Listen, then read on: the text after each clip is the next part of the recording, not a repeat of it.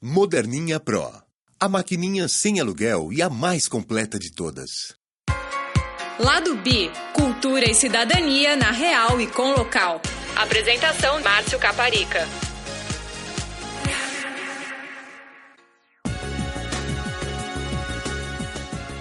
Esta semana, o lado B da prevenção do HIV. O que transmite e o que não transmite o HIV? Eu uso aparelho. Eu uso aparelho. Eu uso aparelho. Também não. Muito bem. Um corte no dedo que eu fiz na segunda-feira e que ele tá só doidinho, cicatrizando, já tem aquilo já tá epitelizado, já não tem mais. Sim. Mas um corte aberto já. Um corte aberto, sim. Quer dizer, sexo oral. Sexo oral, a resposta é se transmitir. E eu coloco esse se transmitir porque tem gente que advoga que não transmite. Se transmitir, se é que transmite com uma chance muito baixa. Em cerca de 10% das vezes, um passivo pegaria HIV do seu parceiro ativo. Quais são as formas de prevenção do HIV além do preservativo? E não, ninguém come ninguém. Um chupa o outro, bate com uma punheta junto, bate com um pau esfregando um no outro. Esse é um jeito bom de se prevenir do HIV extremamente eficaz. PEP, profilaxia pós-exposição, é uma estratégia de prevenção do HIV que usa medicamentos, que é semelhante no raciocínio à pílula do dia seguinte para não engravidar, só que não é do dia seguinte, é uma pílula do mês seguinte, que é disponibilizado já pelo SUS gratuitamente no Brasil inteiro desde 2010. Zerar a carga viral de uma pessoa que tem HIV é uma maneira extremamente eficaz de diminuir a chance de transmissão do HIV. É o chamado... tratamento como prevenção ou TASP, Treatment as Prevention. Que eles falam. Quais são as perspectivas de tratamento e cura do HIV? O tratamento não é muito bom. O tratamento impede que as pessoas morram. Mas tratamento é, como a gente acabou de falar aqui, o esquema da PEP, ele é um tratamento de HIV. Com efeitos colaterais. Sim, existem efeitos colaterais, existe aquela coisa do ter que lembrar de tomar o comprimido todo dia. Sem dúvida nenhuma, a gente está num momento muito bom para quem descobre que tem HIV agora, do ponto de vista de perspectiva, a longo prazo, que ele não vai morrer. Só que a vida de alguém que tem HIV é igual? Não, é melhor não ter mesmo. No começo, os antirretrovirais eram muitos comprimidos, muitos efeitos colaterais, era horrível, mas era o que tinha, e as pessoas tomavam para não morrer. Aos pouquinhos foram diminuindo o número de comprimidos por dia, foram diminuindo o número de tomadas por dia, foram diminuindo os efeitos colaterais. E agora a gente está num passo posterior, que é sem comprimido. Dá para tratar com antirretroviral? Dá. Existia vários grupos pesquisa procurando maneiras de fazer cura funcional ou esterilizante. Eu acho que vai ser mais fácil a gente conseguir chegar numa cura funcional. E mais, o que você precisa saber sobre a epidemia de sífilis? Nos últimos 10 anos, o número de novos casos de sífilis aumentou em mais de 20 vezes. Por que está aumentando tanto o caso de sífilis, seja na gestante, seja no gay, seja em quem tem vida sexual ativa, uma vez que a sífilis é quase que na sua totalidade uma doença transmitida por via sexual? Porque as pessoas não estão se protegendo. E, como a gente disse no comecinho, aquela questão do sexo oral, que o HIV é muito difícil pegar, e a Natália lembrou que quase ninguém usa camisinha para fazer o sexo oral, e a gente não vê os novos casos de HIV explodindo em mais de 20 vezes. Isso acontece com a sífilis porque no sexo oral é muito fácil pegar sífilis num sexo oral desprotegido. Ou eu masturbei a menina com o dedo e apareceu no meu dedo esse machucadinho da sífilis primária. Pode acontecer também. E pode, para complicar mais ainda no meio do campo, a pessoa pegar sífilis sem aparecer machucadinho nenhum. Aliás, é um super clássico de ambulatório de infectologia, uma pessoa procurar um médico por causa dos sintomas da sífilis e quando faz os exames descobre que ele pegou sífilis e HIV. Eu sou Márcio Caparica e esse é o Lado B, o programa de cultura e cidadania LGBT do All Música Deezer. Fica aí que a gente já volta.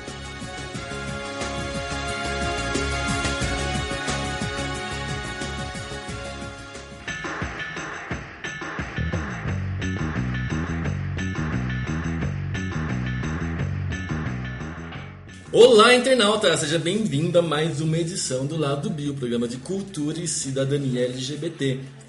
Estamos na semana do dia 1º de dezembro, que, como todo mundo sabe, é a semana da conscientização da AIDS. Da luta contra o HIV. Da luta contra o HIV. E estamos aqui com 2 amigos de longa data do Lado B para conversar sobre as últimas evoluções do tratamento do HIV e da prevenção que vem sido deixada meio de lado pelo nosso governo e tudo mais. Estamos aqui com o Ricardo Vasconcelos, que é infectologista do Hospital das Clínicas e... que mais? E trabalho no PrEP Brasil. Muito bem. E aí, pessoal? Fala oi. Oi. Também estamos com a Natália Cerqueira, que é a psicóloga lá do PrEP Brasil, do HC. E que mais, Natália? E coordenadora do PrEP Brasil também. Muito oi, bom. Pessoal. Tudo bem? E aí, gente, como é que está a situação, em breve, resumindo? Está melhor do que ano passado? Eu acho que em alguns aspectos sim, em outros aspectos não. Até essa pergunta que você me fez lembrar na conferência do Sexbox, que tinha gente falando que nada está acontecendo, nada está caminhando, enquanto para outras pessoas falam, está melhorando muito. Então, eu achei isso mesmo. Em alguns aspectos está melhor do que no ano passado, em outros está pior. Se quiser que eu diga, por exemplo... Resumidamente, o que melhorou do ano passado? O que melhorou do ano passado para cá, eu acho que a principal coisa é o dolutegravir, que é o antirretroviral de última geração, que o Ministério da Saúde anunciou que a gente vai ter disponível dentro do nosso arsenal terapêutico a partir de 2017. Isso é muito bom para uma infinidade de pessoas que têm problemas com os antirretrovirais até então disponíveis. E estamos na torcida que isso chegue logo. E o que não caminhou nada, o que está igual, eu acho que é a parte da prevenção mesmo, né? Que houve até a promessa da implantação da PrEP pelo SUS, foi até anunciado, mas parece que deu uma congelada. Mas muita coisa aconteceu no Brasil também nesse meio tempo, né? Muito bem. Bem, exatamente pela prevenção que a gente vai começar a falar, e é algo que deve levar um bom tempo no programa de hoje, porque eu sinto muito no blog que as pessoas não têm muita noção de como se evita. Então vocês dois vão poder ajudar a gente a informar as pessoas que estão ouvindo sobre isso. Vamos começar então fazendo um jogo do que pega e o que não pega, do mais leve até o mais pesado, certo? Vamos começar então com um beijo. Passa, HIV? Não. Mas e se eu tiver uma ferida na boca, doutor? Também não. Eu tenho uma afta aberta? Também não. Eu uso aparelho. Eu uso aparelho? Eu uso aparelho. Também não. Muito bem. Pegar no pau, na buceta da pessoa, ou até passar o dedo no cu? Só pegar e só passar o dedo no cu e não fazer nada com essa mão depois, não. Não, por exemplo, vamos dizer, uma coisa que eu recebo muito nos comentários dos blogs. Peguei na buceta da menina, depois passei a mão no meu pinto. Acho muito difícil. Muito difícil. Muito, muito, muito, muito difícil. Eu fico pensando que se a exposição vaginal seria tipo pinto na buceta da outra. Buceta, pode falar? Pode falar tudo. Já tem um risco que é diminuído de pegar HIV, não é o risco maior de todos. Você depender que uma secreçãozinha vá caminhando da mão de um lugar para o outro, o risco é menor ainda. Tem uma ferida na cutícula? Acho que não. Corte no dedo? Não. Certo, muito bem. Sexo oral? Não, ferida no dedo, assim, depende... Se você, aqui eu tô pensando aqui, tipo, pele não íntegra em geral, considerado até com risco potencial baixo de transmissão. Mas um corte no dedo que eu fiz na segunda-feira e que ele tá só doidinho, cicatrizando, já tem aquilo já tá epitelizado, já não tem mais... Sim. Mas um corte aberto já... Um corte aberto, sim. Quer dizer, se você estiver cortando a unha, daí o sangue tá lá aberto, daí você vai dedar alguém... Você pode correr risco, senão... Eu prefiro pensar assim, uma pessoa que sofreu um acidente de carro, teve uma batidona e a pessoa acabou de se cortar inteira com vidro e foi lá correndo acudir a outra. Fazer sexo. Não, talvez tenha exposição sangue da outra em cima do meu corte aberto. Isso sim, é uma maneira que teria um risco potencial, mas... a cutícula, não. Aquelas coisas, corte na cutícula. Não. Pelinha da unha levantada. Não. Sabe o que eu penso? Já tem motivo para se preocupar. Tipo, esse não é um deles. Muito bem. Se preocupando com as outras coisas, você já tá fazendo direitinho. Sexo oral. Sexo oral, a resposta é se transmitir. E eu coloco esse se transmitir porque tem gente que advoga que não transmite. Se transmitir, se é que transmite com uma chance muito baixa de fato infectar outra pessoa. tem muita coisa escrita sobre isso, mas não existe nenhum trabalho que consegue concluir definitivamente qual que é o risco de transmitir o HIV por sexo oral, justamente por ser tão esporádica essa frequência de transmissão. Como é que você ia conseguir fazer um trabalho que definitivamente ia calcular o risco de transmissão de HIV? Você ia ter que pegar um número muito grande de pessoas que têm HIV, que não estão tratando, que tem carga viral, que tem vírus do sangue detectável, ia ter que pegar um outro número muito grande de pessoas, tipo assim, 10 mil pessoas, que iam fazer apenas sexo oral com essas pessoas que têm HIV, e mais nada além disso, e todos eles sem tomar remédio, porque se tratar o HIV, a chance diminui, né? E aí você ia conseguir, de fato, chegar no número real. Isso é possível de ser feito? Não, você depende de autorrelato, que as pessoas vão falar pra você o que eles fizeram na cama. E isso por si só já tem um viés de aferição, já tem uma dificuldade de você chegar na informação real muito grande. É diferente você perguntar para a pessoa, você espirrou essa semana, e perguntar, o que você fez na cama? Sim. Você fez sexo oral? Só fez sexo oral? E além do sexo oral, você fez o quê? Como? Quantas vezes?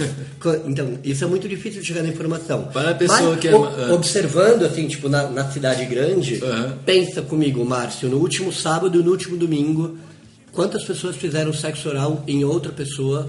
Muitas, né? Sem preservativo. Sim. Eu acho muitas.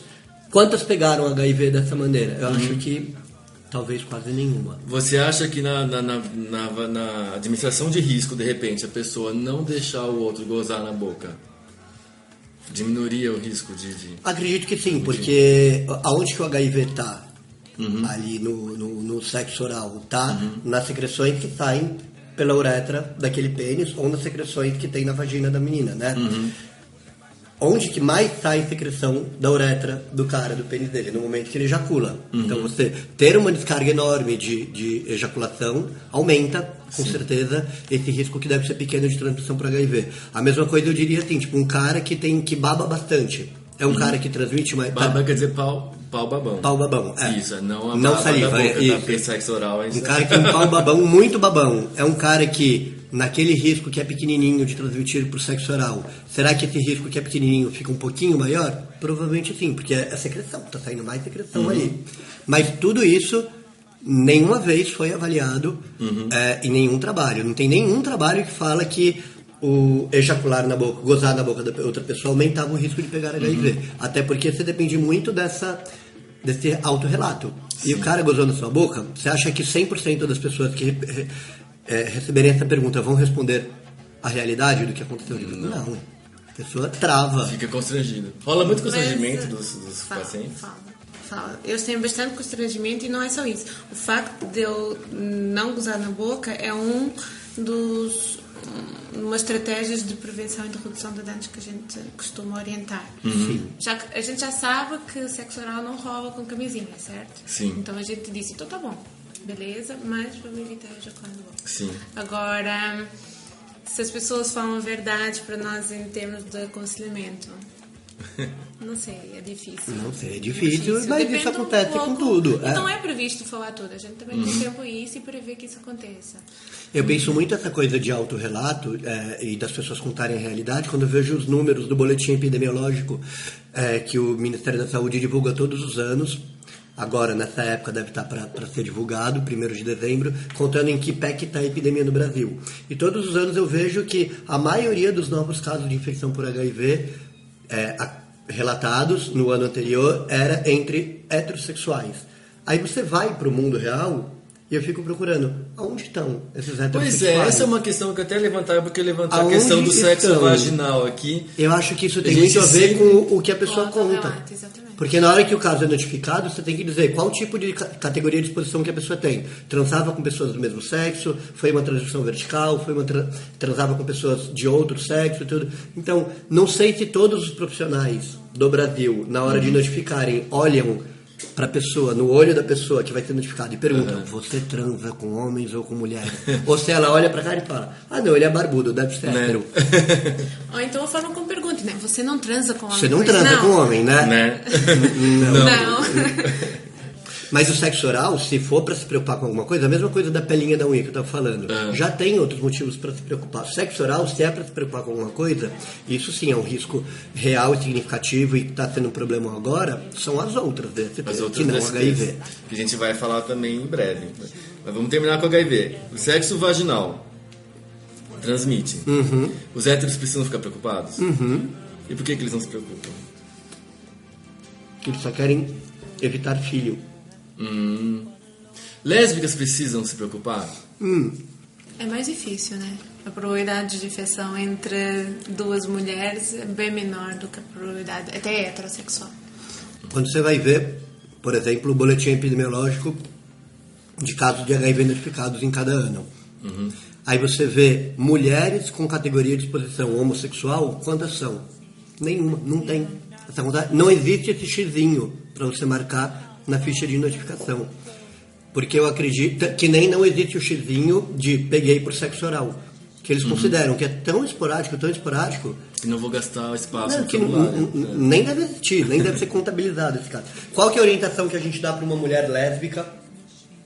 Eu acho que eu me preocuparia um pouco mais com o uso de brinquedos. Compartilhar brinquedos talvez torne a chance de transmissão de HIV um pouquinho mais significativa. Mas sem... que tem muita mulher lésbica que nem gosta de penetração, né? Que tem mais o orgasmo clitoriano e que não...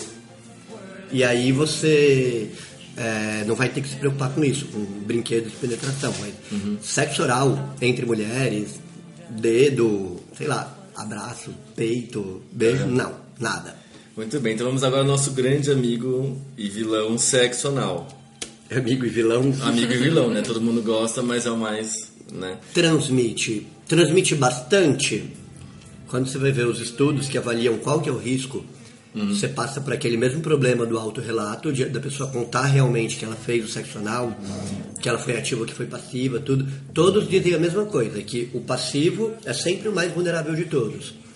Mas parece que não é uma coisa assim tão absurdamente alto o risco de pegar HIV por sexo anal sendo um passivo. Por exemplo, os dados que o Ministério da Saúde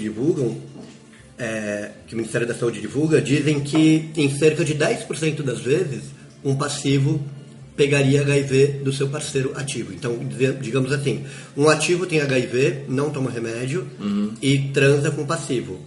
A cada 100, sem camisinha, a cada 100 vezes que eles fizerem isso, em 10 vezes o passivo pegou. Certo.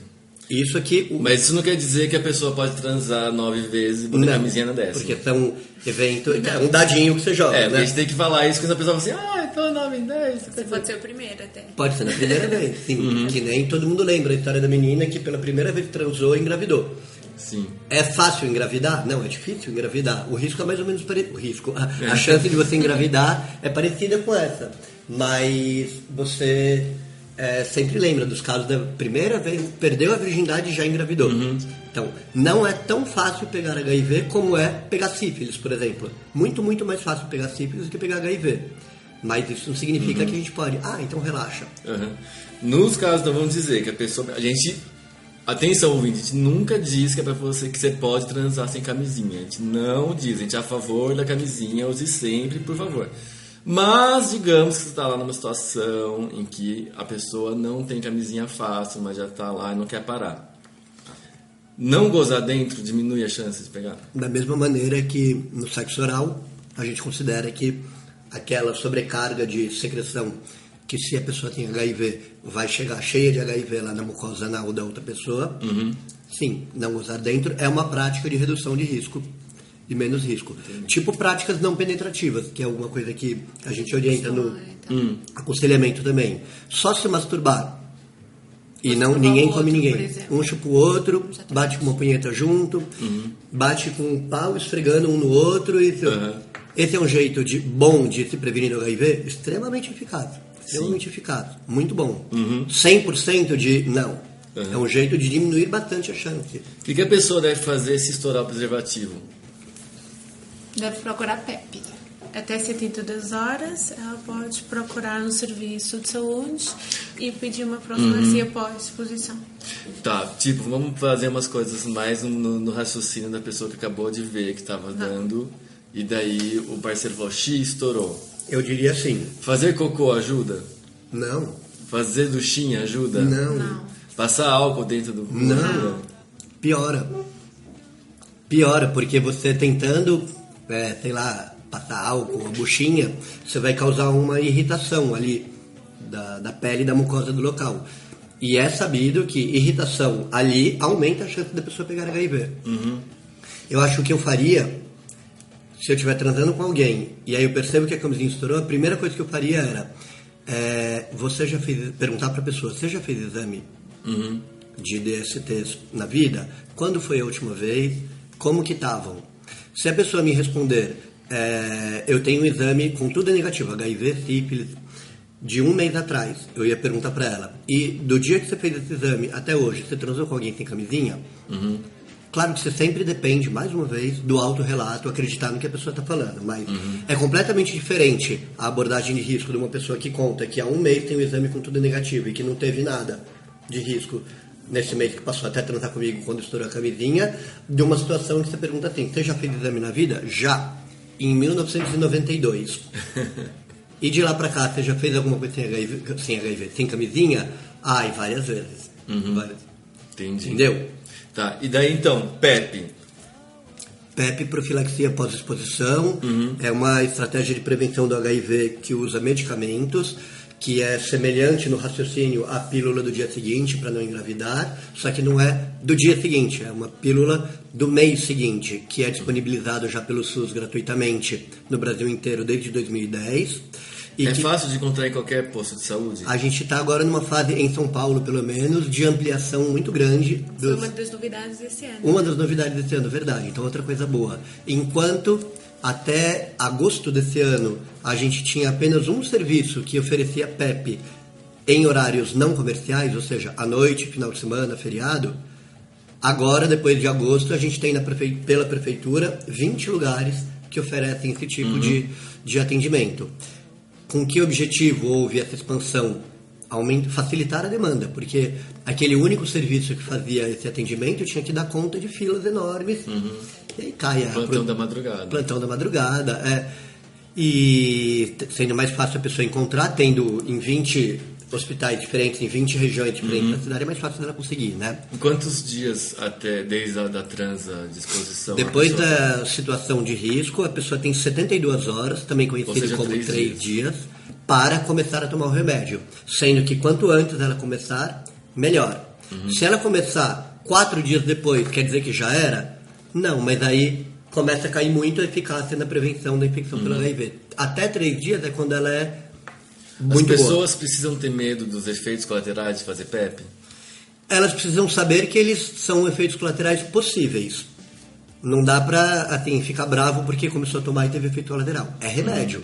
Qualquer remédio tem um possível efeito colateral. Até de pirona, que as pessoas tomam que nem água, tem os seus possíveis efeitos colaterais. E eu acho que isso tem que entrar dentro da equação do vou buscar PEP ou não afugentando a pessoa, mas trazendo ela para a realidade. Até para aquelas pessoas que querem tomar PEP sem ter tido uma exposição que de fato tinha risco. Acontece, eu trabalho lá no ambulatório de HIV da USP, no CEAP, que a gente oferece PEP aqui em Pinheiros, e que tem muita gente que chega e fala assim, eu queria tomar PEP porque eu transei com uma travesti. Aí eu, mas foi com ou sem camisinha? Foi com. E por que você está querendo tomar PEP?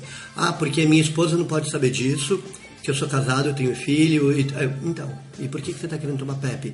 Porque eu estou me sentindo sujo, que eu não devia ter transado com a travesti. Então, nada disso vai mudar com você tomando PEP. Quais são os efeitos colaterais mais comuns? Os efeitos colaterais mais comuns do esquema que a gente tem atualmente, desde 2015 aqui no Brasil, porque o esquema usado para PEP mudou com o passar do tempo. A gente já teve esquemas piores, com mais efeitos colaterais, já tivemos esquemas com menos efeitos colaterais, mas com mais tomadas por dia, e desde 2015 o Ministério da Saúde adotou um que é uma tomada por dia, 3 comprimidinhos que você toma de uma vez só, uma vez por dia por 28 dias. O principal efeito colateral que existe acontece por causa de uma das drogas que é dada e acontece em um pouquinho mais de 50% das pessoas que tomam, que é ficar amarelinho, que a gente chama de ictérico, tipo como uma hepatite. A pessoa fica amareladinha. Então, aquele cara que queria tomar a PEP só pra esposa não descobrir que ele tinha tratado com a travesti, eu falei pra ele, ao contrário, você vai ficar amarelo e aí sua esposa vai perguntar o que aconteceu. Então, não é água. Existem possíveis efeitos colaterais e não é pra tomar à toa, é pra tomar quando tem risco real. Muito bem. Natália, explique para o ouvinte o que é o risco percebido e como isso afeta a prevenção. Nossa. Percepção de risco? Percepção de risco, isso. Então, percepção de risco é um fator bastante importante, porque, tal como o Rico estava falando, eu acho que é importante as pessoas terem noção de qual a estatística real do risco. Porque a nossa percepção de risco é muito subjetiva e você faz muito com base na percepção que você tem da outra pessoa. Não é por um cara estar de terno, cheiroso e dizer que é bancário, por exemplo, que trabalha num banco, que você vai achar que ele nunca vai ter HIV. Isso está colocando você em alta vulnerabilidade. Como o Rico estava dizendo, depois de uma transa que a camisinha estourou, vamos confiar 100% naquilo que a outra pessoa está falando? Vamos criar as nossas percepções com base em quê? No que ela está usando, onde você conheceu ela, se ela é rica, se ela é pobre. É amigo de amigo? É amigo de amigo. É um clássico, né? Então, esses todos são preconceitos que a gente faz e que a gente cria que vão induzir a nossa percepção de risco. Quais são os fatores que fazem as pessoas acharem que o risco é menor na percepção de risco e quais que eles fazem ela achar maior? Menor risco, a aparência. Eu acho, o estatuto socioeconômico, ou daquilo que a pessoa acha que é o estatuto socioeconômico, o lugar onde a pessoa se conhece, por exemplo, se é um lugar, uma balada mais cara ou mais barata, o uso de drogas. Encontro recorrente, assim, na primeira vez que eu transei com ela foi com camisinha, mas a gente está saindo já há algumas semanas, então pronto. O que aconteceu no terceiro encontro? A pessoa se purifica de todas as doenças que ele tinha e não, né? O que é que coloca mais em risco? O uso de drogas, por exemplo, se a pessoa está usando drogas, se está alcoolizada. Entenda, não droga, que nem sempre fala de droga e HIV, as pessoas pensam em droga injetável, né? Não, droga recreativa. Droga recreativa. Tomou uma bala, tomou o D, tomou qualquer coisa, MD, K, Raça influencia? Ainda faz. Ainda faz. Influencia. As pessoas acham que negros têm mais chances de passar HIV para os outros? Eu acho que sim, que as pessoas ainda acham um pouco. Ainda existe essa percepção. Não, talvez que eu passe mais, mas... A pessoa se preocupa, tipo assim, na hora que a pessoa vai fazer a conta, será que vou lá fazer exames? É que eu fico preocupado. Se ela deu pro negão, fica mais preocupado. Eu acho que aqui no Brasil isso não é tão gritante. A gente estava conversando disso no sábado, né? Que os números da Prefeitura de São Paulo, divulgados recentemente, mostram que parece que sim, raça negra é um fator de risco de você ter mais HIV e de adoecer mais com HIV. Na verdade, não de ter, mas de adoecer mais. De adoecer, isso. Não é que existe uma taxa de infecção maior na raça negra. Mas entre aqueles que pegam, quando você é negro, você tem um menor acesso ao tratamento, ao serviço de saúde, você adoece mais e morre mais. Você adoece mais e morre mais. Então, eu não acho que seja talvez uma percepção de risco maior. Mas, por exemplo, temos outros. Por exemplo, mulher trans. Mas tipo, nos Estados Unidos isso é muito gritante, que o negro é o lugar onde o HIV está. Negros, hispânicos, gays, né? Aqui no Brasil eu acho que isso não é tão... Talvez não tão gritante. Mas não é tanto porque, tipo, falha genética, é correlação com fatores sociais. Sim. Né? Por favor, ouvinte, isso não está sendo falando que não tá... Não, é fatores sociais. Mas acho que é um pouco mais pela aparência também. Sim. Todo bonitão, super arrumadinho. Depende, eu acho que é um pouco... Mesmo álcool, forma, tá dentro das drogas. Agora, acho que algumas... Você vê, por exemplo, se você sabe que ele é garoto de programa, você vai achar que você está mais em risco. Ou se é mulher heterossexual, as pessoas, por norma, acham que estão mais em risco. E eu acho que é importante pontuar também que nem sempre a percepção de vulnerabilidade, percepção de risco, anda junto com o conhecimento que a pessoa tem sobre... Pelo contrário, é o preconceito. Exatamente. Tem uma pesquisa que o Ministério da Saúde faz a cada 3-4 anos, chama PCAP. Pesquisa de conhecimento de atitudes disso tudo, de saber quantas vezes, na última vez que você transou, em quantos por cento dos respondentes do Brasil inteiro falaram que usaram camisinha. De todas as pessoas entrevistadas no Brasil inteiro, quantas sabiam como que pega HIV, esse quiz que você fez. E é muito engraçado, porque quando você vê o resultado da última PCAP, mais de 95% das pessoas acertavam todos os quiz de como pega, como não pega, que HIV não passa com beijo, não passa só com masturbação. E quando perguntava, na última vez que você transou com uma parceria casual, você usou camisinha, quantos por cento responderam que sim? Tipo, 40 e poucos por cento. Então, as mesmas pessoas sabem como pega, sabem que o parceiro casual é uma possível fonte de infecção, mas não usa camisinha. Pois é, por quê? Afinal, já faz mais de 30 anos que a gente tem essa campanha de uso de camisinha. Mais de 35. Né? E mesmo assim as pessoas não usam preservativo. Porque é comportamento, né? Não é legal. Porque não é legal. O pessoal acha que não é legal. Quem teve a ideia de que... Tinha uma professora aqui da USP que falava, não sei de quem foi a ideia de que embalar o Bilal é uma coisa natural. Não é. Eu acho que tem muita coisa envolvida no usar camisinha, muito mais do que a sensibilidade, né? É o parar a transa no meio, é o ter medo do outro. Pois é, as pessoas encanam assim, vou ter que parar a transa. Vou perder a ereção. E vou ter que pensar numa coisa que é uma coisa que não dá tesão, que é ao contrário, que esfria. Vou ter que... Eu tô adorando estar ali com aquele cara, com aquela menina, tô morrendo de tesão, só que para eu não ter dor de cabeça depois, a gente tem que ter uma camada de látex entre nós dois. A gente não pode ter um contato de verdade. Então, tem muito mais, acho que, subjetividade nesse parar e usar camisinha do que é que nem chupar bala com papel. É mais que isso, né? E é comportamento. Comportamento é difícil de mudar. Você muda um país inteiro, mas você não muda o comportamento. Eu imagino que também tem uma coisa de relação de poder. Primeiro, mulheres costumam aceder para o boy quando ele fala que quer fazer sem camisinha? É mais difícil, sim. De certeza tem um poder, a simetria na relação é muito importante, é fator decisivo para a introdução da camisinha ou não no sexo. A mulher eu acho muito mais vulnerável por esse motivo. E ela pode tomar pílula, que é o que está preocupando mais ela. Não e essa preocupação maior com o filho não vem do nada, vem porque heterossexuais têm um risco menor mesmo por relação sexual de pegar HIV. Então ela tá certa, ela tem mais chance de engravidar do que de pegar HIV, transando com o menino que ele conheceu na balada. E ela tomando pílula, que não depende ali do tomar comprimido na hora da relação sexual, ela está se protegendo daquilo que mais aterroriza a vida dela, que é ter um filho. E aí ela não bate tanto o pé, né? Não, eu quero que use camisinha. Eu já ouvi falar de gente que fala, chega à conclusão assim, que se não vamos usar camisinha para estabelecer que somos fiéis. Isso rola? Rola. Até eu já vi gente que ficou bravo, um casal de 2 caras, e um deles queria abrir o relacionamento e o outro não. E aí o que não queria abrir o relacionamento resolveu começar a tomar PrEP, tomar truvada para não pegar HIV, porque o namorado estava transando fora. E o namorado que estava transando fora ficou bravo com ele. Ele falou, você não confia que eu vou usar a camisinha fora? Ele fala, mas eu quero me proteger. Acho a mesma coisa. Sim. Botar a camisinha no meio tem essa coisa do, então você não confia em mim. Eu acho que isso é tudo um acordo, né? Você tem que conversar. Mas tem que ser um acordo muito bem...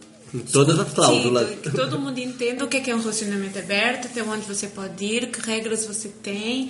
Tem que ficar muito bem claro para todo mundo. Porque ainda foi no sábado que eu escutei um exemplo muito legal. Que você não pode fazer amor com outra pessoa. Mas, gente, eu não fiz amor, eu fiz sexo. Né? É uma coisa simples, né? Foi só sexo animal. Exatamente, foi só sexo. Então não teria você, não está dentro do nosso acordo, né? Então acho que as regras têm que ser muito bem definidas e mesmo assim eu introduziria pelo menos uma testagem regular. Mas é o conversar, né? Igual conversar sobre sorologias antes de transar com a pessoa, que é uma coisa que as pessoas não querem. Pois é, ninguém no Brasil fala sobre antes de transar, pergunta. No Brasil, se você chega com um cara, com uma menina que você conheceu com um cara, eu acho que isso mas deve ser até inexistente. Se você conhece um cara na balada e tá no táxi indo pra casa pra transar com ele, você para e começa a perguntar, você já fez exame de HIV? Ele vai achar que você tem HIV, Sim. Que você tem alguma coisa, que você... Não, já tive uma situação recentemente, inclusive, que é assim, que o fato de eu insistir em parar tudo, vamos botar sempre, assim, depois no 5º encontro o cara perguntou, você é soro positivo? Claro. Porque afinal você faz tanta questão, né? Exatamente. A gente também tem uma outra coisa que a gente escuta muito, que o pessoal está se prevenindo menos porque o tratamento é muito bom.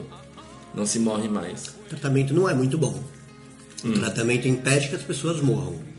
Mas tratamento é, como a gente acabou de falar aqui, o esquema da PEP, ele é um tratamento de HIV. Com efeitos colaterais. Sim, existem efeitos colaterais, existe aquela coisa do ter que lembrar de tomar o comprimido todo dia. Sem dúvida nenhuma, a gente está num momento muito bom para quem descobre que tem HIV agora, do ponto de vista de perspectiva a longo prazo, que ele não vai morrer. Só que a vida de alguém que tem HIV é igual? Não, é melhor não ter mesmo. Mas eu acho que de fato o fato de HIV não ser mais uma sentença de morte, que nem era na década de 80 e 90, faz com que lá no fundinho das equações mentais as pessoas pensem assim, tipo, bom, se eu pegar eu trato. O melhor é não pegar, mas se eu pegar eu trato. Vocês já pegaram situação de gente que pensa assim, tipo, já que eu vou pegar de qualquer jeito, então foda-se? Sim, eu já vi, aí a gente tentando falar pra ele que não vá por aí, dá pra viver uma vida com vida sexual saudável e gostosa sem pegar HIV, sai disso da sua cabeça. Ou então a pessoa que falava assim, cada vez que eu transo, mesmo usando camisinha mesmo, eu tenho tanto medo de ter pego HIV que eu acho mais fácil pegar logo, que aí acaba essa paranoia.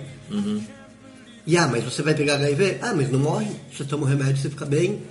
Eu tinha tanto medo de pegar HIV que agora que eu peguei, eu consegui relaxar.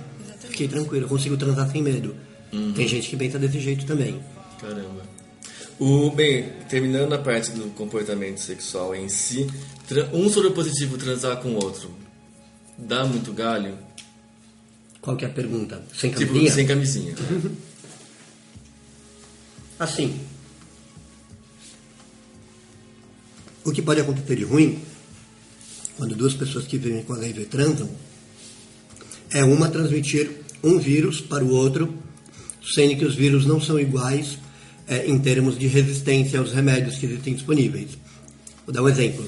Eu peguei HIV, estou tomando meu remédio bonitinho, meu esquema que é facílimo de tomar, um comprimido por dia na hora de dormir, minha carga viral está zeradinha, minha doença está controlada e eu vou viver assim, bem feliz e sem doença para sempre.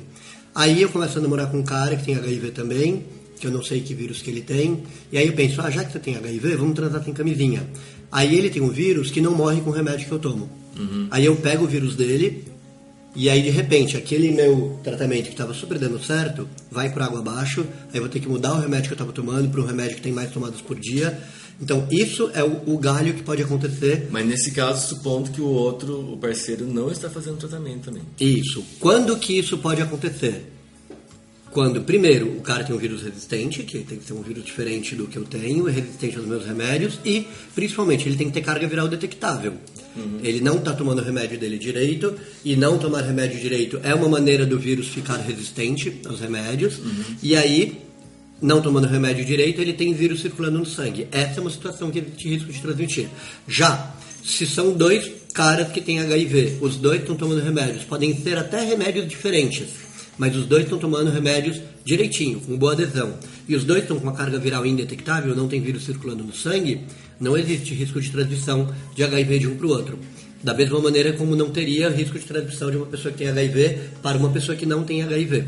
Então, zerar a carga viral de uma pessoa que tem HIV é uma maneira extremamente eficaz de diminuir a chance de transmissão do HIV. É o chamado... tratamento como prevenção ou TASP, Treatment as Prevention. Que certo. Ou seja, vamos frisar de novo, quem tem carga viral zerada não transmite. Nunca teve alguém que conseguiu transmitir o seu HIV por via sexual demonstrado pela ciência. Todos os artigos publicados mostraram exatamente o contrário. Muito bem. Uma outra coisa, aliás, dos comportamentos que vocês devem pegar, quero ver se acontece, quando deve acontecer, mas enfim... Rola muito da pessoa supor assim, já que ele não está pedindo para usar preservativo, ele já deve ser soropositivo, então tudo bem que eu sou soropositivo e não... Acho que deve rolar. Alguém deve pensar desse jeito. Que é muito, e é sempre, você percebe como várias vezes, várias coisas que a gente conversou aqui até agora, passa pelo não conversar. Falta de comunicação. Não conversa. Ontem um amigo ligou pra mim, desesperado, porque eu tava transando com um cara, e aí de repente quando chegou no final, que ele gozou, ele era o ativo, ele percebeu que a camisinha tinha estourado. E aí o cara falou, tipo, não, fica tranquilo que eu não tenho nada. E o cara que era passivo, que era o que estava em mais risco de todos, de pegar HIV, se o meu amigo que estava comendo ele tivesse HIV, o cara ficou tranquilo, porque falou, fica tranquilo que eu não tenho nada, E você já fez exame? Ele fiz também recentemente, não tenho nada. Aí o fato do cara ficar tranquilo deixou meu amigo desesperado. Ele falou, não, porque como assim que ele não ficou preocupado que eu gozei dentro dele e ele não... E aí ele ligou pra mim e falou, o que eu faço agora? Vocês conversaram? Não, isso foi o que a gente conversou, que ele perguntou, fica tranquilo que eu não tenho nada, então eu quero tomar PEP. Por que você não conversa com ele, vê quando foi o exame dele, ele teve alguma relação sem camisinha de lá pra cá? Eu quero tomar PEP, Não conversou com o cara, foi direto tomar PEP. Sempre não conversar. Uma coisa que eu já vi também é relato de paciente contando que encontrou por aí caras que diziam estar tomando PrEP, tomando truvada, para transar sem camisinha, e não estava. A pessoa mentiu que estava fazendo PrEP? Mas como que ele sabia que não estava fazendo PrEP? Porque ele perguntou assim, você está comprando ou você está no PrEP Brasil? Que são as duas maneiras em São Paulo. Aí ele falou, tô no PrEP Brasil. Aí, você está onde? Está na USP ou está no CRT? Na USP. Então você conhece a Natália, conhece o Rico? Não. Impossível, não tem como. Então você não tá. Você não tá fazendo, né? Você não passou por isso. Por que a gente não consegue preservativo feminino no Brasil? Como não consegue? Você consegue? Por que a gente não fala para as pessoas usarem? Porque mulheres não gostam de usar. Mas pode ser usado homem também, não pode?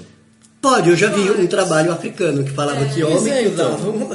Porque o preservativo feminino, vamos explicar para as pessoas que de repente não sabem que existe.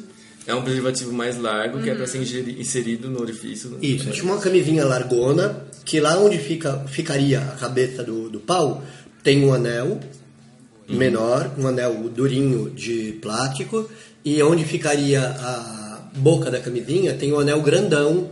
Então são 2 anéis. E que a mulher, para usar, colocaria o anel pequenininho lá dentro e o anelzão ficaria aberto do lado de fora. Tipo um saco de lixo para vagina. Tipo um saco de lixo no tipo saquinho de lixo. Que comparação horrorosa. Mas você não usa, né? Não vai colocar um saco de lixo na vagina. Não, mas porque... Tipo uma meia. Tipo uma meia, porque meia, tudo bem. Mas é porque às vezes eu acho que a pessoa fica preocupada, principalmente assim, se ela vai estar numa situação que ela vai trocar muito preservativo, seja porque vai ter mais de um parceiro, então assim, de repente, esse mesmo passivo põe Aliás, isso é uma coisa assim, né? Tipo, você tá fudendo uma pessoa e vai fuder outras, tem que trocar preservativo, né? Sim. Claro, senão você pode transmitir alguma coisa do primeiro que você comeu pro segundo que você comeu. Nenhuma das vezes você vai pegar nada, mas você vai transmitir uma coisa. Muito bem. Então, mas... DST também. Principalmente o DST. Sim. E o... Calma, o que eu ia falar? Do preservativo feminino tem pelo SUS, sim. Tem. É uma batalha que foi travada no passado e já conseguiram ter disponível, assim como o lubrificante agora. A gente tem pelo SUS também. Sim. Foi outra batalha que foi travada. Lubrificante já fiz, já levei caixinhas de camisinha de lubrificante para casa. Vamos então falar de exame. Afinal, uma das melhores maneiras de você não passar é saber se você está negativo ou não. Quais são as janelas sorológicas, ou seja, o tempo que você tem que esperar para fazer o exame e ter certeza que o resultado está valendo? Janela imunológica é o tempo que demora para eu acreditar no resultado do exame. Porque se eu transo hoje sem camisinha, eu tô louco na sauna. Aí amanhã de manhã eu acordo, peso na consciência, falo, o que eu fiz? Devo ter pego alguma coisa, deixa eu fazer o exame já. Uma noite não ia ter positivado nenhum exame. Quanto tempo demora até eu acreditar no resultado do exame? Isso é a janela imunológica. Os exames mais modernos são aqueles que têm uma janela imunológica de 4 semanas, 1 mês mais ou menos. Tem exames de fluido oral, que é aquele que pega um pouquinho de saliva para procurar anticorpo do HIV, que por um lado é muito bom porque ele é muito prático, não tem agulha, não tem sangue, não tem...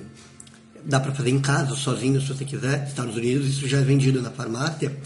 O lado ruim é que os primeiros testes de fluido oral tinham uma janela imunológica mais comprida, de 3 meses. Já existe um teste de fluido oral que tem uma janela mais curta, de 1 mês. Se você quiser, estou muito desesperado e eu não quero esperar as 4 semanas do teste rápido com sangue, muito menos os 3 meses do teste com fluido oral. E eu quero saber mais cedo. Tem como saber? Tem. Tem como procurar, em vez de anticorpos que o meu corpo produziu contra o HIV, que é o que esses 2 primeiros exames que eu falei fazem, teste rápido com sangue e o teste fluido oral, eu tenho como procurar pelo HIV mesmo, pelo vírus, e fazer, por exemplo, uma carga viral. E aí, com 10, 15 dias, o exame já viria positivo. Mas daí não chama janela imunológica, chama tempo de positivação da carga viral. Sim, você não consegue no SUS fazer uma Não consegue no SUS, Tá. Isso, e nem muitos convênios não autorizam também.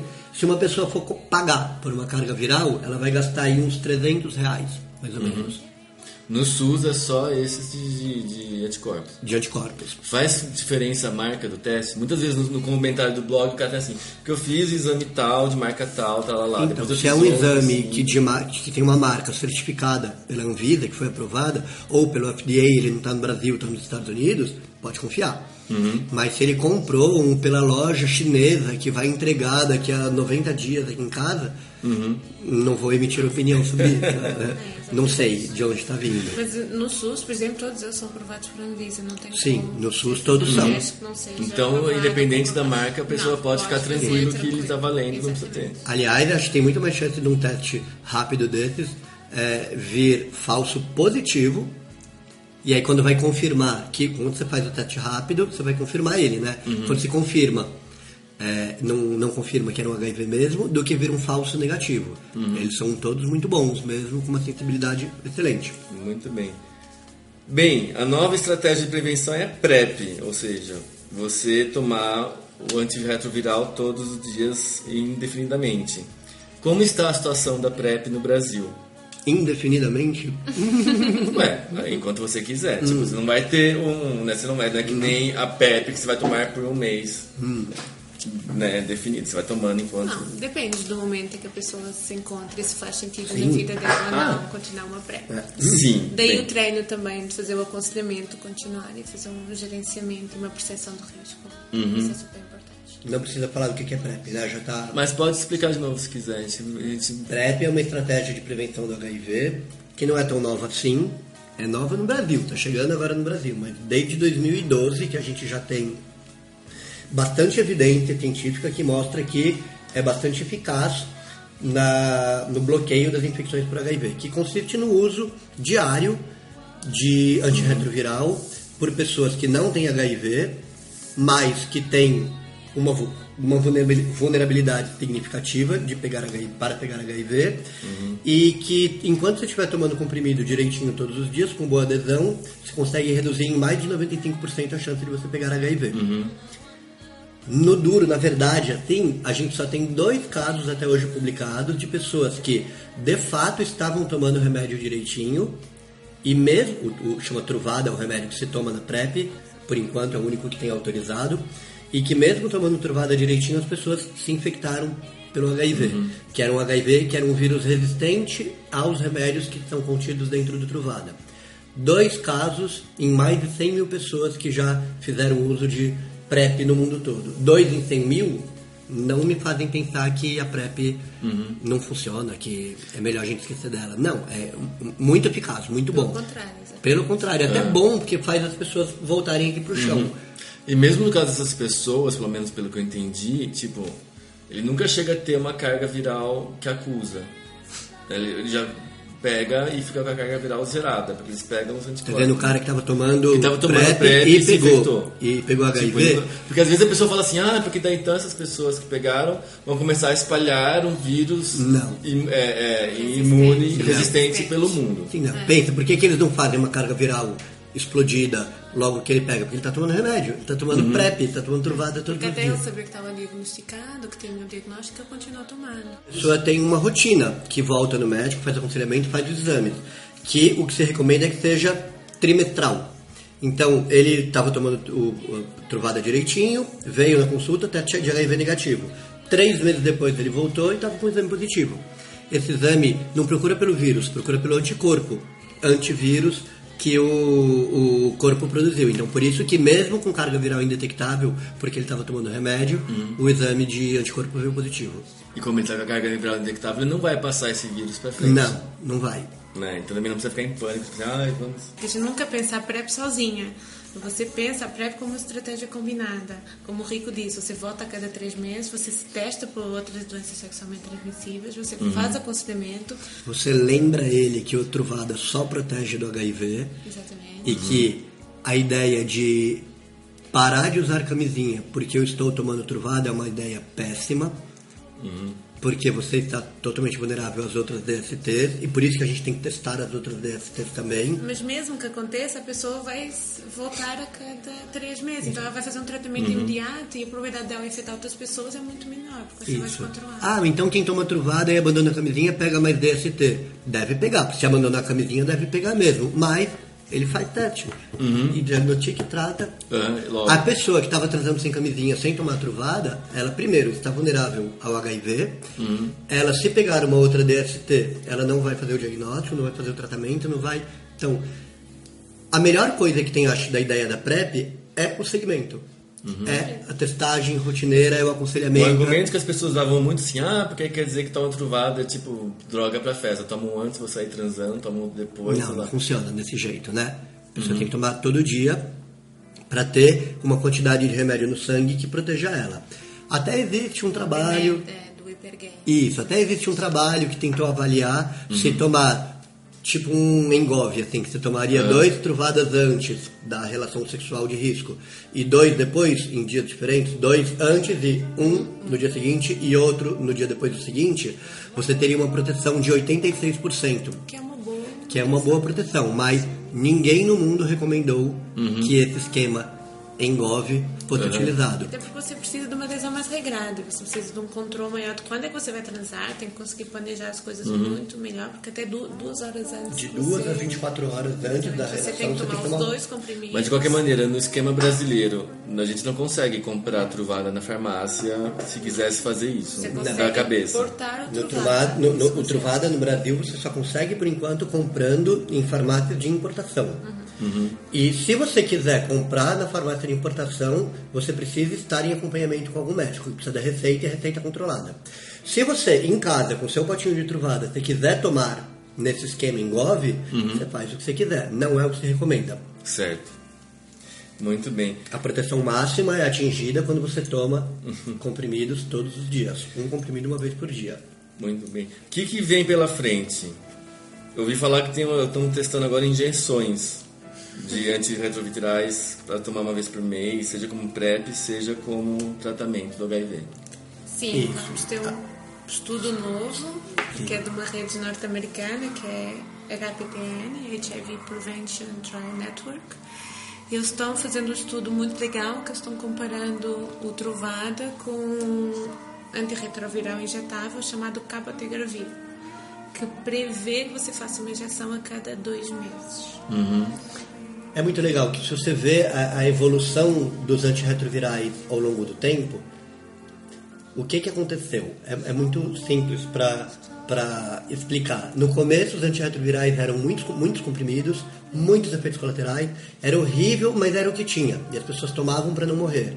Aos pouquinhos foram diminuindo o número de comprimidos por dia, foram diminuindo o número de tomadas por dia, foram diminuindo os efeitos colaterais.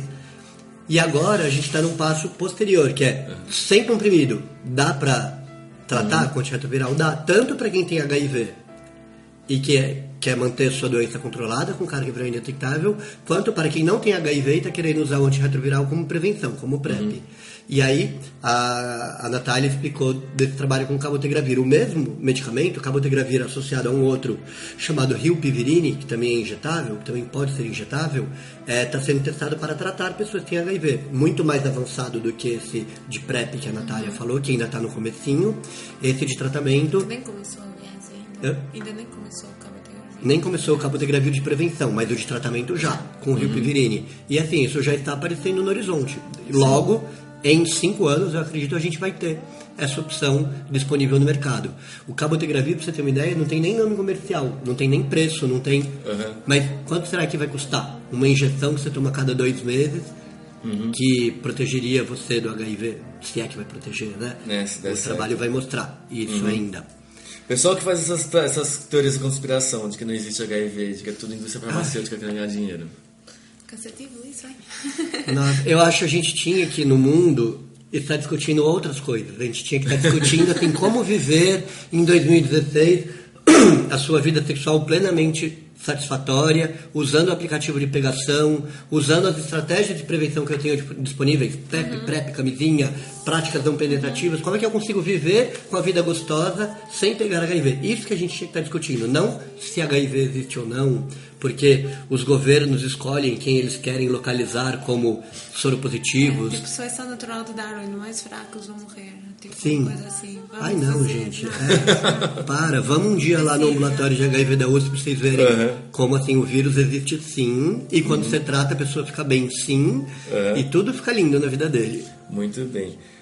Antes de a gente falar da sífilis, para terminar, cura. Outro dia, faz um mês ou dois, veio um artigo falando que porque um paciente inglês eliminou o HIV do corpo. Qual que é Deve ter umas 15, 20 equipes do mundo fazendo pesquisas de cura. Sejam elas pesquisas de cura funcional ou cura esterilizante. O que é a diferença de um e de outro? Se eu fico gripado e o meu corpo consegue expulsar o vírus da gripe do meu corpo e eu curo, isso é uma cura esterilizante. Já, se eu pego herpes labial e aí minha imunidade consegue fazer o vírus dormir e sumirem as lesões do lábio e eu passo a vida inteira sem nunca mais ter nenhuma reativação do herpes labial, isso é uma cura funcional. Que eu não estou tendo doença com herpes, não estou tendo que tomar remédio para que ele não me dê trabalho e eu não estou transmitindo para ninguém. Esse é o conceito de cura funcional. Existem vários grupos de pesquisa procurando maneiras de fazer cura funcional ou esterilizante. Eu acho que vai ser mais fácil a gente conseguir chegar numa cura funcional. Isso talvez esteja um pouco mais palpável. Essa notícia aí do inglês é uma tentativa de cura esterilizante. É uma técnica chamada kick and kill, que eles estavam chutar e matar, que eles estão começando a fazer uma pesquisa que vai ter anos de duração, e o primeiro voluntário tinha terminado a fase de remédio do kick and kill lá. Quer dizer que ele está curado? Não sei. Talvez ele esteja. Talvez esse kick and kill em inglês seja o caminho para a cura. Tomara, aliás, eu penso. Mas dá para dizer agora que ele está curado? Ainda não. Ainda é muito cedo. E outras técnicas de cura funcional, não esterilizante, mas funcional, estão em andamento também, com alguns pacientes que realmente já terminaram o pedaço de drogas, e a pessoa tem que ficar em acompanhamento por muito tempo para saber se o vírus aparece em mais algum lugar. Que existem aqueles chamados reservatórios do HIV, são os lugares onde, por mais que eu tome antirretroviral direitinho, com carga viral indetectável por 30 anos, no dia que eu parar de tomar antirretroviral, o vírus aparece de novo no meu sangue. Aonde estava esse HIV escondido por 30 anos? Estava nos reservatórios. Então, a gente tem que conseguir esvaziar o reservatório de HIV para conseguir dizer que alguém está curado. Vai ter cura no mundo? Eu acho que vai. Mas eu sou otimista, né? Eu sou um otimista inveterado. Eu acho que a gente vai ter, dentro de 10 anos, talvez alguma coisa muito interessante para fazer com que as pessoas que vivem com HIV consigam se livrar de fardo de ter que tomar remédio todo dia, ter que ficar preocupado, medo de passar para alguém, medo de contar para alguém que tem HIV, medo de desfechos negativos relacionados ao seu diagnóstico. Acho que a vida vai melhorar ainda mais até do que uma injeção a cada 2 meses. Acho que vai melhorar. Mas os passos de cada estudo desses têm que ser feitos no tempo que eles levam. Não dá para fazer pílula da fosfetiolamina do câncer e pular todas as etapas e alguém falar assim, descobri a cura do HIV, mas cadê os trabalhos que mostraram que você curou o HIV? Ah não, a gente não fez nenhum. Desse jeito eu não acredito não. Muito bem. A gente teve outro dia finalmente um comunicado do Ministério da Saúde dizendo que estamos tendo uma epidemia de sífilis em São Paulo, pelo menos. No Brasil. Então, por favor, expliquem para as pessoas, só para elas ficarem um pouquinho preocupadas, qual que é o problema de ter sífilis, se é molezinha pegar e como evitar ou não, enfim. O que o Ministério da Saúde falou agora em algumas semanas, alguns meses já, foi que eles reconheceram que entre as gestantes com sífilis e entre os recém-nascidos com sífilis, que a gente chama de sífilis congênita, de fato o número de novos casos está aumentando muito mais do que deveria. Aliás, não deveria estar aumentando, devia estar diminuindo e a gente não está conseguindo controlar. No Brasil, a gente conta direitinho esses 2 tipos de casos de sífilis, que é o sífilis da gestante e sífilis no recém-nascido. Por que o Ministério se preocupa tanto com esse binômio? grávida, bebê. Porque esse é o contexto em que essa doença pode causar mais estrago na vida de uma pessoa. Eu, adulto, já formado, se eu pego sífilis, eu vou ter talvez um machucadinho no meu pau, eu talvez tenha um pouco de febre, talvez tenha uns gangliozinhos, uma manchinha no corpo, e depois vai desaparecer os sintomas. Só viria a ter alguma forma mais grave dessa doença décadas depois, que é o que a gente chama de uma sífilis terciária, que demora muitos anos entre pegar e se manifestar uma forma mais grave da sífilis. Se eu fizer o tratamento, no meio desse caminho todo, eu não faço nunca a forma terciária grave da sífilis e me curo da doença. No bebê, pode ser catastrófica a infecção por sífilis, a sífilis congênita. Então, uma gestante é, com certeza, um alvo de muita preocupação do Ministério da Saúde para que não nasçam crianças com problemas sérios de ossos, de visão, de cérebro. Então, por isso que esse é o binômio que é mais contabilizado e notificado pelo Ministério da Saúde. Quando eles falam que aumentou em mais de 10 vezes o número de novos casos nesse binômio, grávida, bebê, significa que só nesse binômio é que está aumentando a transmissão de sífilis? De jeito nenhum. Está aumentando em toda a sociedade. Só que os outros casos não são notificados de maneira correta. Quando você vê países que contam os casos de sífilis direitinho, tipo Estados Unidos, se tem uma coisa que os americanos fazem bem, e isso não dá para negar, é a parte de vigilância epidemiológica, é contar as coisas em termos de saúde. Se perguntar para eles quantas pessoas tiveram leucemia no mês passado, ele abre uma planilha e te responde. No Brasil, a gente não conta direito um monte de coisa. Se casos de sífilis em pessoas que não são gestantes e não são recém-nascidos no Brasil, a gente não conta direito. E está explodindo sim. Nos Estados Unidos, entre gays, por exemplo, nos últimos 10 anos, o número de novos casos de sífilis aumentou em mais de 20 vezes. Por que está aumentando tanto o caso de sífilis, seja na gestante, seja no gay, seja em quem tem vida sexual ativa, uma vez que a sífilis é quase que na sua totalidade uma doença transmitida por via sexual? Porque as pessoas não estão se protegendo. E, como a gente disse no comecinho, aquela questão do sexo oral, que o HIV é muito difícil pegar, e a Natália lembrou que quase ninguém usa camisinha para fazer o sexo oral, e a gente não vê os novos casos de HIV explodindo em mais de 20 vezes. Isso acontece com a sífilis porque no sexo oral é muito fácil pegar sífilis no sexo oral desprotegido. Você falou das fases da sífilis. A primeira fase é quando aparece uma feridinha. Isso, a sífilis primária, que acontece dias a semanas depois que eu peguei a bactéria, pode ser que apareça um machucadinho, geralmente no lugar onde eu tive o contato com a outra pessoa. Por exemplo, eu fui o ativo numa relação, vai aparecer no meu pau. Eu fui o passivo na relação, talvez apareça lá dentro do meu ânus, num lugar que eu não vou ver. Uma mulher transou com um cara, sexo vaginal, pode aparecer lá dentro da vagina dela, um machucadinho, e ela não vai ver. Pegou no sexo oral, pode aparecer dentro da boca. Pode aparecer dentro da boca, pode aparecer na língua, pode aparecer no lábio.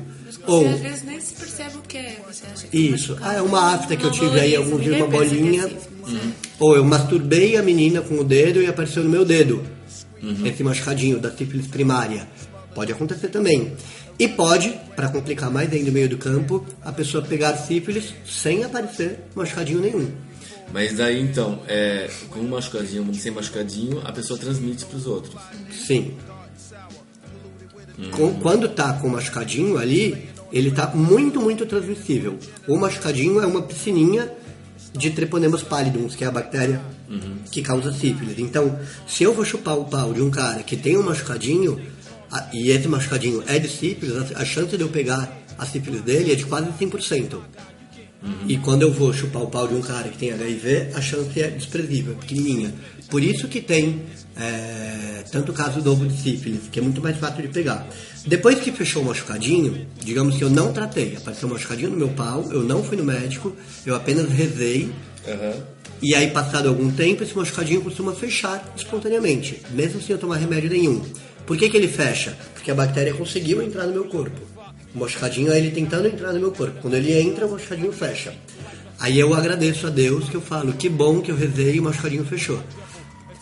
Ali, depois de algumas semanas, começa a segunda fase da sífilis, chama sífilis secundária, que é caracterizada pela disseminação, pela multiplicação das bactérias treponema pálido no meu corpo.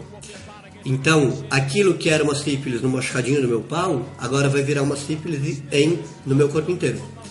No meu olho, no meu cérebro, nas minhas vértebras, na minha aorta, nos meus gânglios do corpo inteiro, na minha pele, eu vou ficar todo manchadinho, eu vou ter febre, A pessoa que tem febre meio sem motivo nenhum, ela pode estar com sífilis. E no sexo transmite como nessa fase? Aí também é muito, muito transmissível, porque mesmo sem ter um machucadinho, que é onde tinha um monte de treponema, você tem treponema no sangue, no corpo inteiro. Então na fase primária e na fase secundária da sífilis são as que mais existe chance de transmitir HIV. HIV não, sífilis para outra pessoa. Digamos que eu não fui no médico de novo. Eu fiquei todo manchado a minha pele, cheio de carocinho, gânglio no pescoço, com febre, mas eu rezei de novo. E passou de novo, porque a minha imunidade tentou combater aquelas bactérias que estavam se multiplicando. Os sintomas vão embora e eu entro numa fase que a gente chama de sífilis indeterminada. Sífilis latente tardia, talvez, que é, eu peguei sífilis em algum momento e eu estou com ela parcialmente controlada no meu corpo. Eu não estou mais com febre, eu não estou mais machucado, eu não estou com mais manchinha no corpo, mas eu ainda tenho a bactéria em mim. A partir daí é que eu digo que se passarem décadas, muitos anos, sem que a pessoa tenha feito o diagnóstico e o tratamento adequado, é que ela pode desenvolver aquela sífilis que é grave.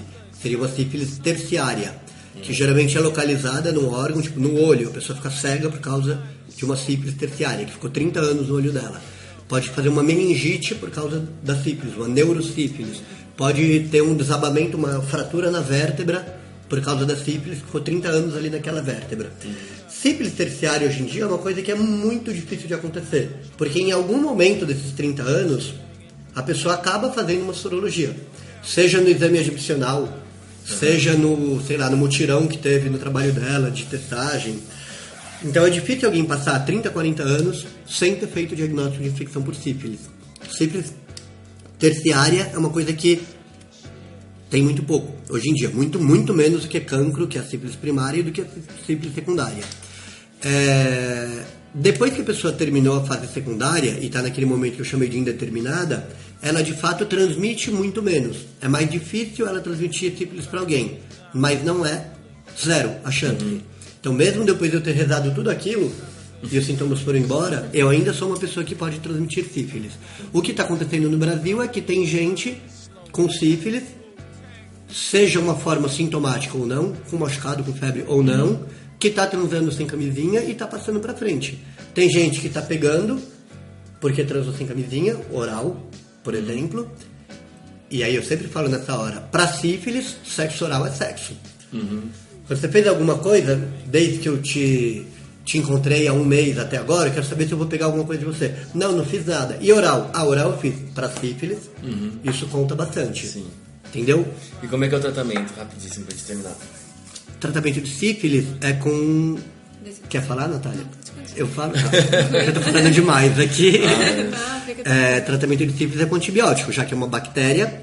Existem vários antibióticos que tratam a sífilis. Aquele que a gente considera aqui no Brasil o mais eficaz para conseguir resolver de uma vez por todas é um tipo de antibiótico que é injetável, chamado penicilina benzatina, que tem um nome comercial super popular, que é a benzetacil, que é numa dose um pouquinho mais alta do que as pessoas usam para tratar amidalite. Então, alguém vem com uma sorologia positiva de sífilis e a gente pergunta, você já fez o tratamento alguma vez de sífilis? Não. Ah, mas eu tomei uma benzetacil quando eu era criança. Não, a dose é outra. É muito maior a dose para você tratar a sífilis. E se a pessoa não puder tomar benzetacil, porque tem uma prótese de glúteo, por exemplo, ou porque tem alergia à penicilina, existem alternativas. Outros antibióticos podem fazer o tratamento. Mas a benzetacil é a melhor de todas. E lembre-se que é uma doença que você cura. Você toma as injeções e você fica curado. E pega de novo depois. O fato de estar curado não quer dizer que você está imunizado para sempre. Não é igual sarampo, que você pegou uma vez na vida e está protegido. É bactéria. Bactéria você pega quantas vezes você quiser. Tipo sinusite, você pode pegar mais de uma vez na vida? Pode. Sífilis também. E se a pessoa pega porque está tendo um determinado padrão de comportamento de vulnerabilidade, trata e continua com aquele padrão de vulnerabilidade, ela vai pegar de novo, pegar de novo, pegar de novo. Tem gente que eu vejo em consulta a cada 3, 6 meses e que em todas as consultas eu prescrevo benzetacil para ela. Gente. Aí ela fala para mim, eu prefiro usar benzetacil a usar a camisinha. Eu falo, tá bom. Então toma PrEP, pelo menos, que aí pelo menos o HIV você não vai pegar. E amarrando com tudo, a sífilis aumenta também a possibilidade de transmissão de HIV. Qualquer DST em concomitância com HIV aumenta a chance do HIV se transmitir. Então, se eu tenho HIV, não estou tratando a minha doença, e transo com uma menina que está com sífilis, ela tem mais chance de pegar o meu HIV porque ela tem sífilis. Ou, se eu tenho gonorreia e HIV, e um menino vem transar comigo, esse menino tem mais chance de pegar o meu HIV, se eu não estou tratando meu vírus, porque eu também tenho a gonorreia junto. Qualquer outra DST aumenta a chance do HIV se transmitir, quando o soro positivo para HIV não está fazendo tratamento da sua doença. E aí, quando eu vejo esses gráficos da sífilis aqui no Brasil mostrando que estão explodindo o número de novos casos, seja por causa do sexo oral, seja por causa dos aplicativos de pegação que está todo mundo transando, seja porque está todo mundo transando com mais facilidade. Seja porque a direita resolveu ser transante agora. A direita transante. Eu aguardo com um pouco de receio que a mesma coisa vai acontecer com a curva de HIV. Porque a sífilis favorece. Aliás, é um super clássico de ambulatório de infectologia uma pessoa procurar um médico por causa dos sintomas da sífilis e quando faz os exames descobre que ele pegou sífilis e HIV. Pegou os dois. De brinde. O combo. Muito bem. Bem, sempre que a gente termina o programa, a gente dá a oportunidade dos nossos convidados se autopromoverem. Então agora é a oportunidade, mais uma vez. Qualquer coisa que vocês quiserem. Me autopromover. Leiam o nosso site PrEP Brasil, que ainda tem algumas coisas lá sendo publicadas. PrEP Brasil é um projeto que já está chegando no seu final, que foi o que deu origem à ideia do Ministério da Saúde de implantar PrEP aqui no Brasil. E já não dá mais para incluir ninguém aqui em São Paulo e Rio de Janeiro, mas ainda tem informações que são postadas lá, tanto no site prepbrasil.com.br, quanto na fanpage do Facebook, PrEP Brasil. PREP Brasil. O que eu posso promover? Vamos conversar sobre sexo? Acho que pode ser uma boa promoção, né? Sim. Vamos conversar sobre sexo, vamos conversar sobre prevenção e vamos conversar um pouquinho de vulnerabilidade, que acho que a gente tem que conversar mais. Sim. Para se proteger mais. A gente pode falar do seminário também, né? Pode falar, já pode que falar. Agora, semana que vem, já, dia 7 e 8 de dezembro, a gente vai fazer aqui na Faculdade de Medicina da USP um seminário que vai discutir justamente isso que a gente falou aqui, de como é que está essa história de sexo, prevenção, na existência dessas novas tecnologias de prevenção, PrEP, PEP, a gente saber que uma pessoa com carga viral indetectável não transmite o seu vírus, o que mudou na maneira da gente encarar nosso sexo, nossas relações, nosso prazer. A gente vai fazer 2 mesas nesse seminário, uma delas falando sobre tratamento como prevenção, que é esse conceito de zerar a carga viral para não transmitir o HIV, e na outra, o uso de PEP e PrEP. São 2 rodas de conversa. 2 rodas de conversa. No anfiteatro lá na Faculdade de Medicina, que a gente vai Faculdade de Medicina da USP, não precisa de inscrição. Precisa de inscrição. Inscrição prévia, só pra gente ter uma ideia de quantas pessoas serão, se a gente precisa de um lugar maior ou não. Muito bem. Mas acho que vai ser legal. 7 e 8, a partir das 7 e 8 de dezembro. Como é que faz a inscrição? Nós vamos colocar na internet, vamos divulgar e vai ter um link direto, você faz uma inscrição. Muito bem, até quando esse programa for pro ar vai estar na página lá, precisa anotar aqui, porque daí a gente põe. Porque a gente não tem esse link ainda, Não né? tem esse link. Mas já se programem, dia 7 e 8 de dezembro, a partir das 7 da noite, na Faculdade de Medicina da USP, aqui na Avenida Doutor Arnaldo, do lado da Estação Clínicas do metrô. Muito bem. E o Lado B você encontra nas redes sociais mais bacanas do mundo. Nós estamos no Facebook, facebook.com/programa Lado B, no Twitter em @programa Lado B e no Google Plus em google.com/mais Lado B. Nosso blog você conhece, é o www.ladob.com, onde eu escrevo quase todo dia. No final de cada post tem um selinho muito bacana para você fazer uma doação, seja uma doação única ou uma doação mensal. Vai lá, pinga um dinheirinho, que é assim que a gente se mantém. E você também pode comprar as camisetas do Lado B com mensagens bacanas a favor do pessoal queer LGBT. Vale a pena comprar.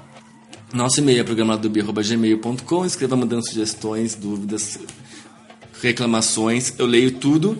E você consegue ouvir o Lado B aqui no UOL Música Deezer a partir das sextas-feiras e no iTunes, no SoundCloud e no YouTube a partir das segundas-feiras.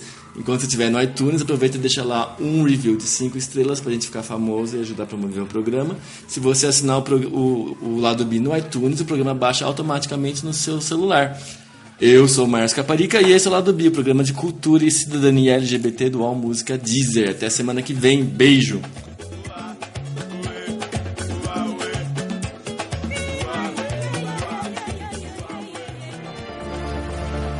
Você acabou de ouvir na Rádio UOL, Lado B.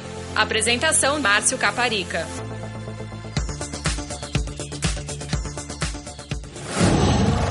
UOL.